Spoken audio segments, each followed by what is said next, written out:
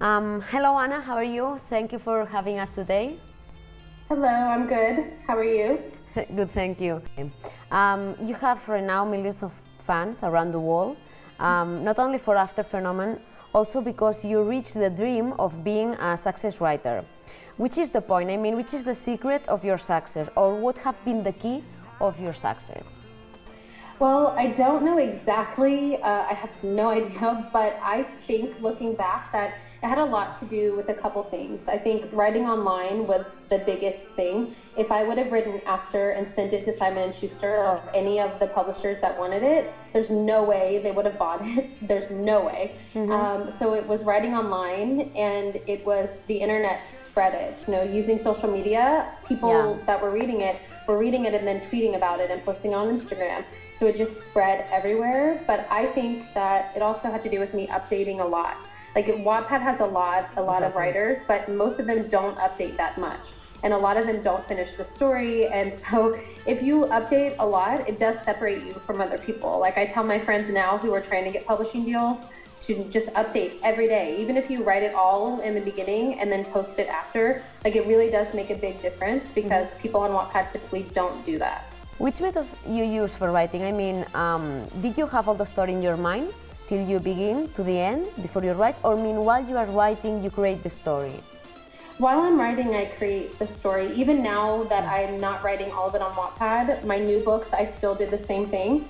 Like I made an outline for my original publishing deal for my next books, but when I actually wrote them, they're nothing like what I thought they would be. For me, I don't know what the characters are going to do or how they're going to be, or you know, how they're going to problem solve. So for me, personally, it doesn't make sense to outline an entire book when I don't even know them yet or what they would do or how they would feel. So I personally just like to go write as I go, but there are some things, you know, at the end of After, there's a big reveal, and pretty much at the end of every book in the series, those things I typically planned like halfway through each book. But I didn't plan anything from the beginning. Even at the last book, I didn't even know if they would end up together, so I didn't plan it. Okay, thousands of teenagers have read your books, and it's known that at those ages they maybe prefer doing other things like sports or watching TV or listening to music. Do you think that before After or Harry Potter or the Hunger Games, the problem of not having the habit of reading is maybe because they were not good or appropriate literature for this teenager target? I think that's exactly the problem. I think that people who say that teenagers don't read are because they are not giving them ways that they want to read. No teenager that I know, even my own readers, I've discovered most of them were not readers. They read After and, you know, big books like the Hunger Games, but they aren't typical readers. They're not going to bookstores. They want it on their phone. They want it immediately. They don't care about grammar and things like that as much as they care about content. So the people who are saying they're not reading are just not giving them ways to read that they want to read. It's 2016. You know, I think we have to, especially in publishing, has to realize that young people are so much more technologically advanced than we are, and they don't want to go through a bookstore and find their next thing, and they don't want some, you know, editor in a publishing house deciding what they get to read. Okay. Nowadays, you have 7 titles of After. Which one was the more difficult to write, and which one is your favorite, if you have it?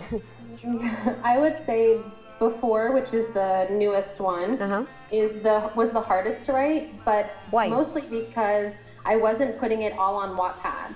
And that was weird for me. Like, I love the social writing and I love people reading it before an editor. It's just fun. And I think that one actually is my favorite because it has things from the very beginning, from the very end when the characters are in their 40s. So I think that one is probably my favorite. Next one. What do you think about those who criticize your masculine character, Harbin? I don't know if I'm pronouncing good or not. Or you don't understand why so much drama about this because this is just fiction. What do you think about this? I think that it's not just fiction because fiction is very powerful, as we know from the past. But I do think that just because he's not a nice character and just because he treats people badly does not mean that I can't write about him doing that. Like, there's a huge difference in promoting something or making people, I'm not saying like you should go out and find someone who acts like Harden. Of course not, but the whole point that people don't, everyone that I've ever seen say that has never finished the whole series. Okay. You know, they don't see that Harden and Tessa are away from each other for 2 years, and he goes through therapy and he goes to rehab and he ends up being an advocate for children who are abused, and he's an author. Like, all of these things happen in the end, but I've never seen one person say that part. They just talk about how, you know, he's abusive and all these things, but both of the characters are terrible to each other. And I'm fully aware of that, but I don't think that, you know, I don't want to live in a world where I can write whatever I want. That's like saying if I'm writing a crime thriller and people are killing each other, that I'm promoting murder. Like, it's not, it doesn't make any sense. And to me, the people who are saying that I've seen are all, you know, mostly One Direction fans who are kind of mad that Harry was the person to. So I've never actually had a conversation with, you know, an adult who had the same opinion as them. So it's really easy for me to just ignore it or, you know, explain it in that way. Okay. I have asked to one of my job colleagues what is the thing that makes he feel absolutely addicted to one of your books. She told me it's the way you write, because in every chapter happens a lot of things, and that's why you want to continue reading more and more and one and another. Do you agree with her? Yeah, definitely. I think that is because I wrote it online, and with fan fiction and writing serialized, not only fan fiction, but just writing serialized in any way, you have to have something happen in every chapter, so then they come back for the next one. So I love that. So tell her thanks. Okay, I will tell. Is there any question that no journalists have asked you, or you would like that some journalists ask you? I'm trying to think. There's a lot of, most of the time they ask the same questions, but you actually did it today. But most of the time it's like the same over and over. Not really, but there is a question I would like for them to stop asking me is if Harry Styles is supposed to be Harden, because like they always ask that, and one, it's like obviously, like one, it's obvious, and two, fiction is not the same thing. Like, I'm not writing an autobiography on Harry Styles, so just because I wrote a fan fiction using all of the One Direction guys as looks only doesn't mean I'm like a psycho crazy fan who's like writing a biography about them. And sometimes I think journalists try to like play that up and like try to act like I'm like so crazy over them, when really I just really love to read and write, and I happen to be a fan of them. So I wish they would stop asking that. Okay, I hope it will work. Let's see if they see this interview and they stop doing this question. Anna Todd, it has been a pleasure for us and for all our colleagues. Thank you for having us, and good luck, but I think that you really don't need the luck. Thank you. Thank you. Bye-bye.